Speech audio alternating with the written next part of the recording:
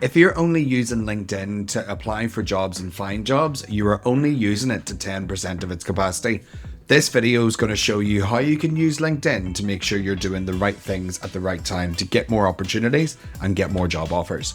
I'm Tony McBride. I'm a career transition coach, and I'm here to help mid to senior professionals get to the next steps and find the next fulfilling career.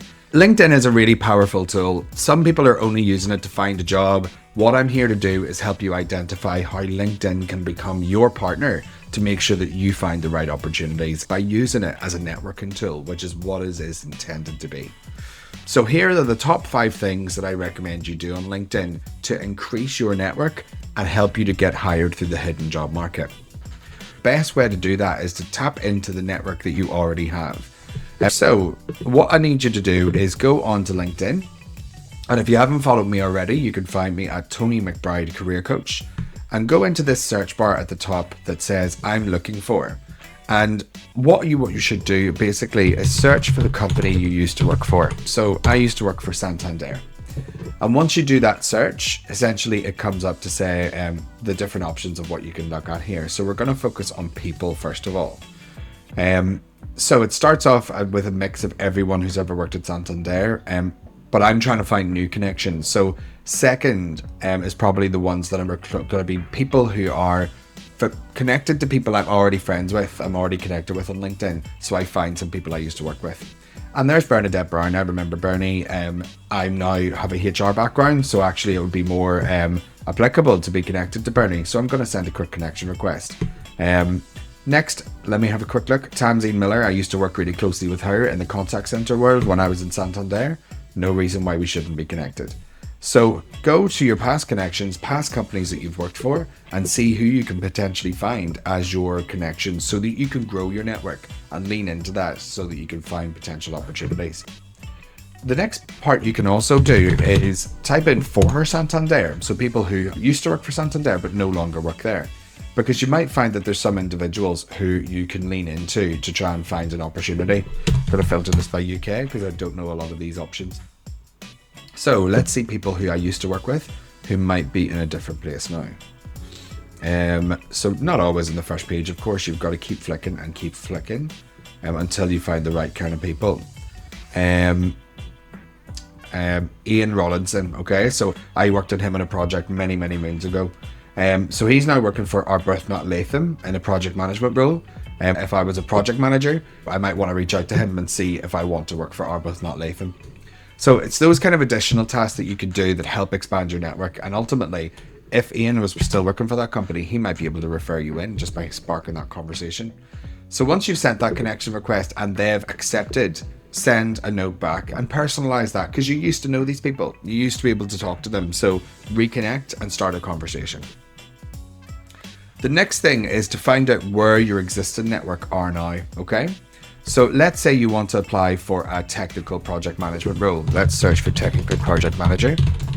And the aim of doing this basically is to see if there's any people who are working for companies that you want to work for, okay?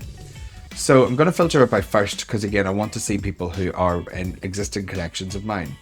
And when I do that, scroll up and down, I can see Paul Higgins. I've not connected with him for quite a while, but we used to work together on a project at PwC. So he's now working at IT project manager at Northern Ireland Housing Executive. So if I wanted to get into the public sector, he would be a good person I could connect with to learn more about it. So all I need to do is hit that message and start sending a message to Paul. And I'm not going to bore you with the reconnection of what that message would look like, but that's all you have to do. So keep searching through your connections, existing connections, see where they're working now. And if any of them are working somewhere that could be of interest to you, send them a DM so you can try and see exactly what they're up to and see if you can get referred in.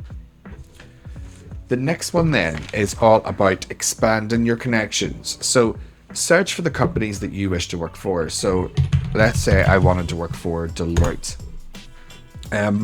Have a look at the first connections that are there, and I seem to have lots of connections at Deloitte.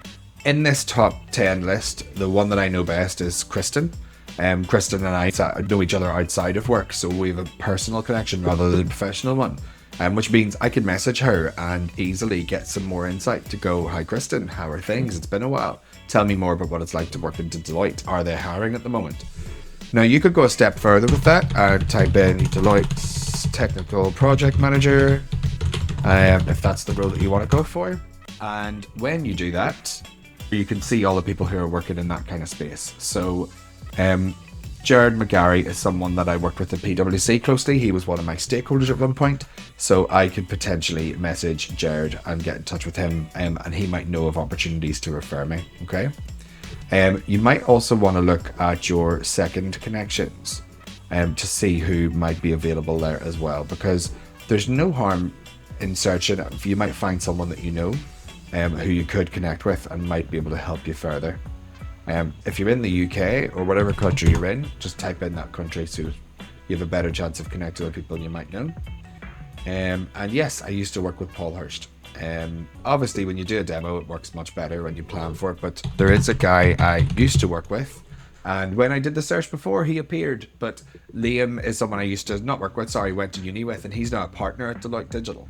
So again, all I'd have to do is message him and get in touch with him and remind him of some hilarious times of when we went to uni together, and then say, right, I'm interested in an opportunity that that could lead me to Deloitte. So when I look for Liam's profile and when I find him, you can tell that he's actually quite active on LinkedIn. So some of the things that you can do to start engaging with him again is just start to like his posts, so you start to feel a bit more familiar. He gets that notification that you're viewing his profile, he gets that notification that you're seeing things. So by all means, click on it and make sure that you've got that opportunity to start engaging with someone. Next then, it's all about kind of joining online groups. So if you are keen to become a technical project manager, there are groups that you could join that are full of like-minded people that you might be able to work with or you might be able to connect with further. So all you need to do is select groups and look, technical project manager jobs, 40,000 members. People will tell you to be selective. I'm telling you to join these groups, but if you find they're not adding value, you can quickly leave them again, okay? So I've just joined that group, I'm now part of it, and I can post a post that showcases I am an awesome technical project manager. And I hope I would spell it correctly, and I hope I would get that right, but you would definitely do something a lot better than this to showcase to the group exactly what your skill and experience is. And suddenly 40,000 people have got an overview of what your skills and what your experience might look like. But quality is better than quantity here. So if I go back to the search, I can see a technical project manager, scrum manager, and technical architect group. This is quite a small group in comparison, but I happen to know someone who's part of it. So that's a good sign that it contains people that might work with me. So request to join it. The worst that'll happen is that they say no. The best that happens is that you get a new group of connections.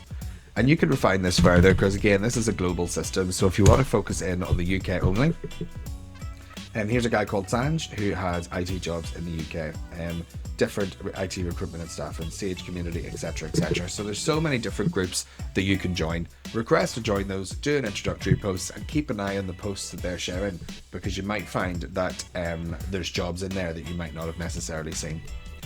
And the final piece is starting a post and posting content of your own.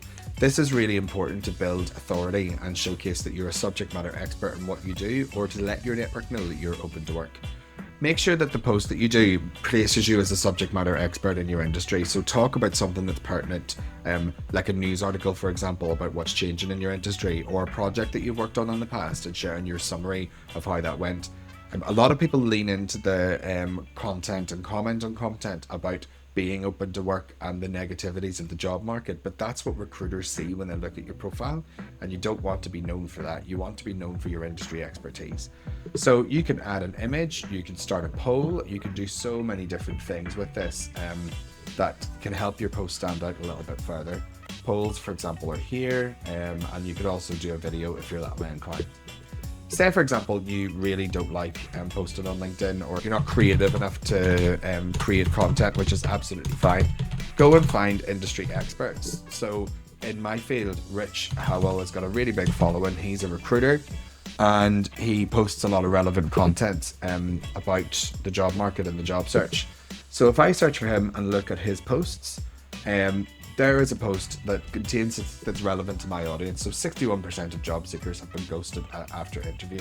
WTF.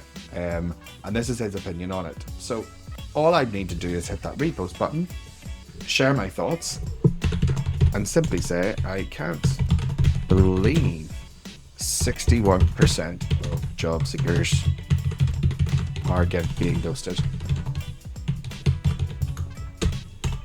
And if I was to post that, that would go straight out to my audience. Very little effort from me, but it showcases my opinion on the subject matter experts that we have. So those 5 top tips can really help you to broaden your network and use LinkedIn in a much more effective way. The goal is to be known as an industry expert and to connect with people who can get you to different jobs. And using these particular tips, it will definitely help you to do that. Once again, if you enjoyed these tips and this profile, like, subscribe and comment. If you've got any other ideas that you think would be useful, add a comment and let people know.